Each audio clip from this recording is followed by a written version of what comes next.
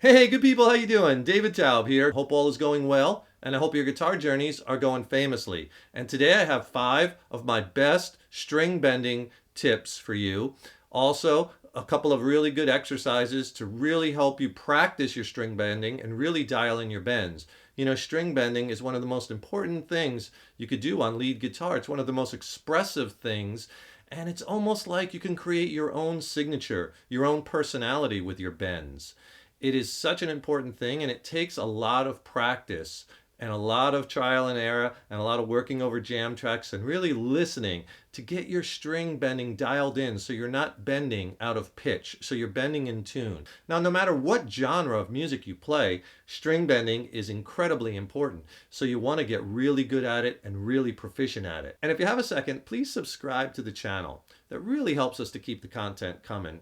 And leave a comment below. Let us know how you like the lesson. Let us know what you would like to see in coming lessons, right?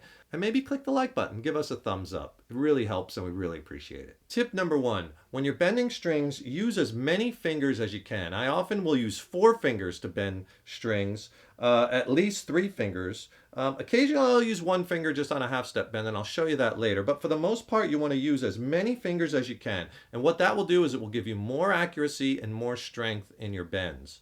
Tip number 2 is have a target note in mind. And we're going to talk about this. We're going to go over a scale, and I'm going to show you all the bends in the scale. But when you're bending strings, you're usually bending to the next note in the scale or maybe the note after that, right? So you want to have that target note in mind. And I'm not saying you have to know all the notes and be like, oh, I'm bending the G up to the A.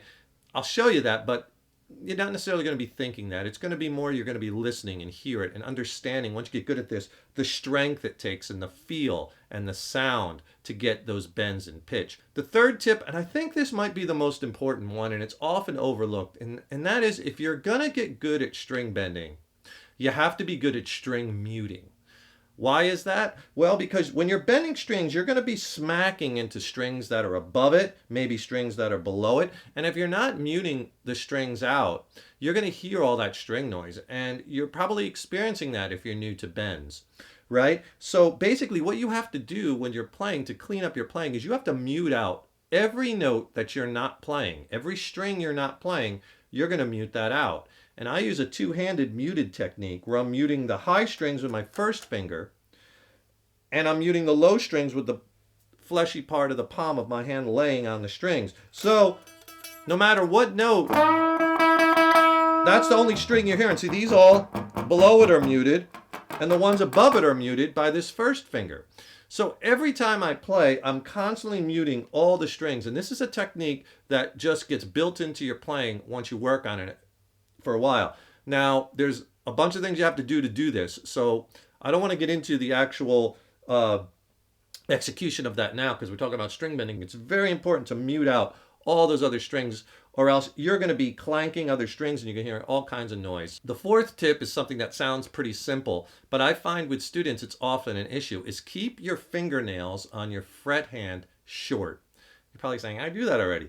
Well, I mean really short. And the reason is that a lot of times when students are experiencing string noise from hitting other strings, besides not muting the strings, is that their fingernail is a little bit too long. And what happens is that when they're bending up, the nail gets caught on the string above. And then when you release the bend, you hear the clank. That's what's causing that. It's because of that little bit extra on your nail. Your nail can be short, but it's still catching a little bit. You want to be bending on the fleshy part of your fingertips, okay? The fleshy parts. A good way to test your fingernail length is do what I call the desk test.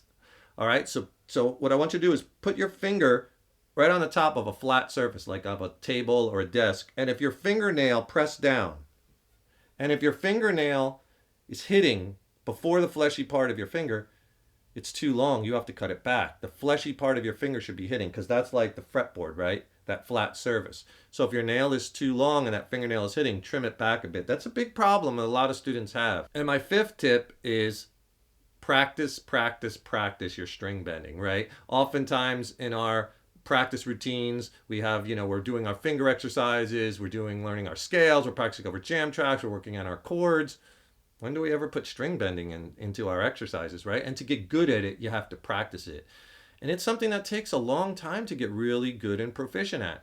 So You're probably saying, well, how do I practice that? I'm going to give you now a couple of exercises that you can do that is really going to dial your string bends in. Let's just take a scale. We'll stay in the middle of the fretboard. We'll use one scale. Let's use the A natural minor scale, or A Aeolian mode, or A pure minor. All the same thing, right? So let me show you that scale.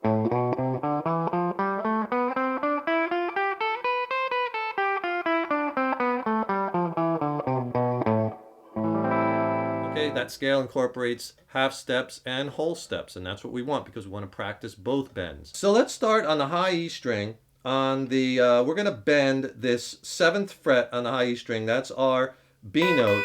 We're going to bend that up to a C.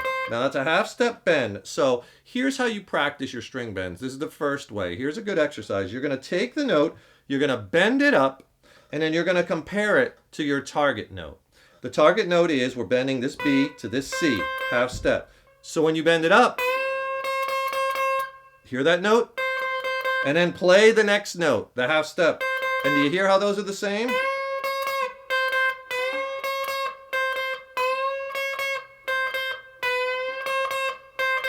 So you always want to check your bend like that, and you're going to go through all the bends in the scale, right? The other thing you could do is, when you get good at that bend, then play a little lick with it.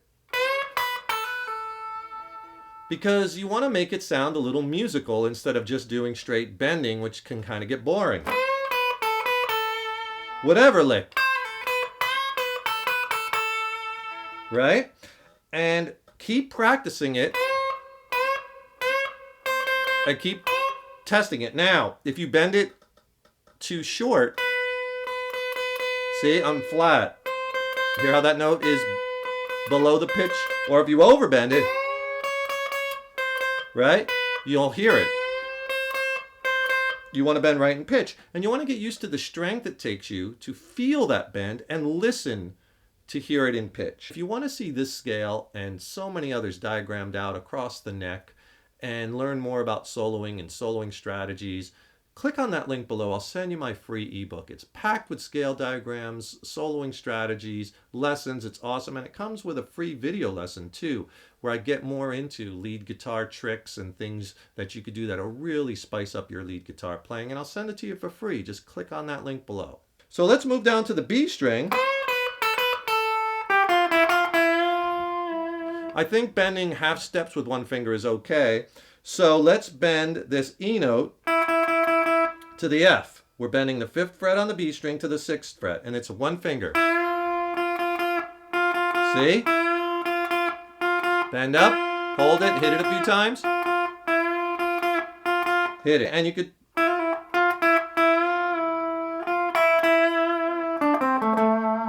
make up some little licks.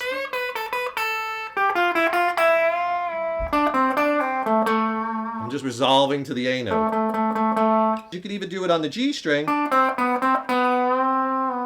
4th fret bend to the 5th fret. Here we're bending the B to the C. Remember, this is all in that A natural minor scale. You could do this with all your scales as practice. We're bending to that next note in the scale. And then checking it. You could bend that one down or up. Make sure you check it to hit that pitch. And this is a great little exercise. And then licks.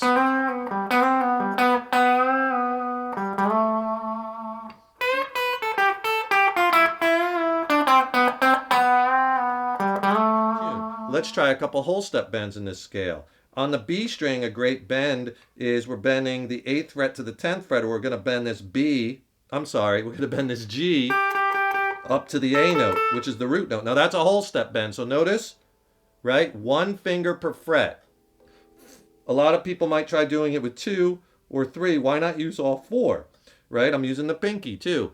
Don't shy away from using the pinky. So again, you're going to push up, and you're muting out all the other strings. We're going to bend it up, and then we're going to check the note by playing it the whole step up. So this is the note we want to hit.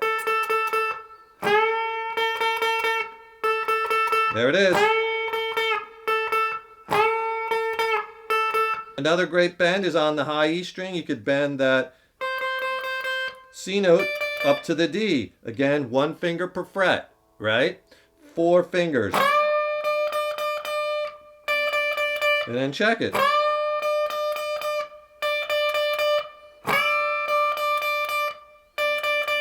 Another exercise I want you to do a few minutes a day, just to be really precise, is I want you to use a tuner. And what we're going to do is we're going to plug right from our guitar right into the tuner. And we're going to bend the strings, and you're going to see the needle or the dial move until when you're exactly in pitch. Okay, chromatic tuners are best for this.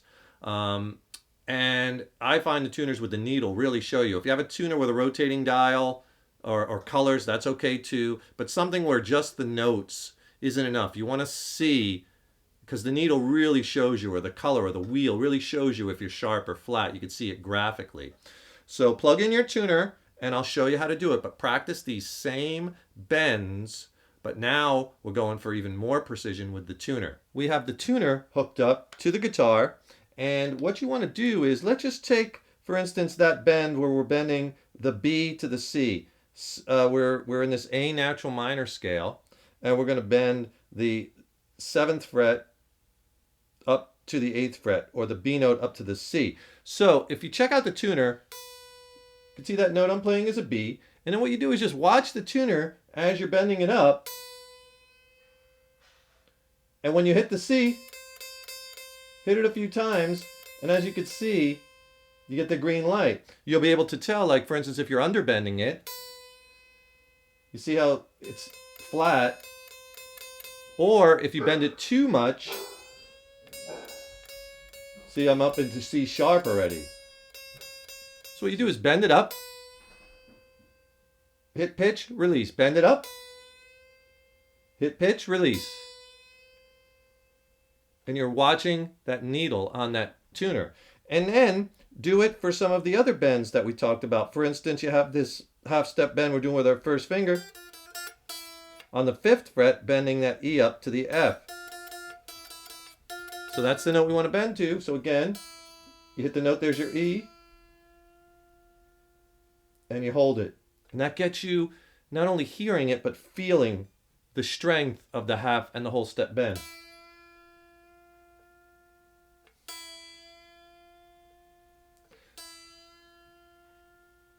Right? And then when you're good with your half steps, try the whole step bends like we talked about. Like, let's bend the 8th to the 10th fret, or we're going to bend that G up to the A. Bend up. There it is. And you keep doing it until you feel it. And you practice this with all the bends that we talked about. And remember with these exercises, both of them, 5 to 7 minutes a day. That's all you need. Add them into your practice routines, and you are going to see, after some time, your accuracy, your strength, your expressiveness, your confidence when you're bending strings. You got to be super confident when you're bending them to make sure you're bending in pitch, you're in tune. You're going to see that shoot up through the roof. I hope you like this lesson. Please subscribe to the channel, right? Leave a comment below. Click the thumbs up, the like button. We really appreciate it. That really helps us keep the content coming. Also, I have the ebook down below if you want to check out those scales on paper and get another lesson with more bending and more tips for your lead guitar journey. Stay tuned. Lots more great lessons coming. Keep putting those guitars in your hand every day. Remember, your guitar playing is an evolution. Take care.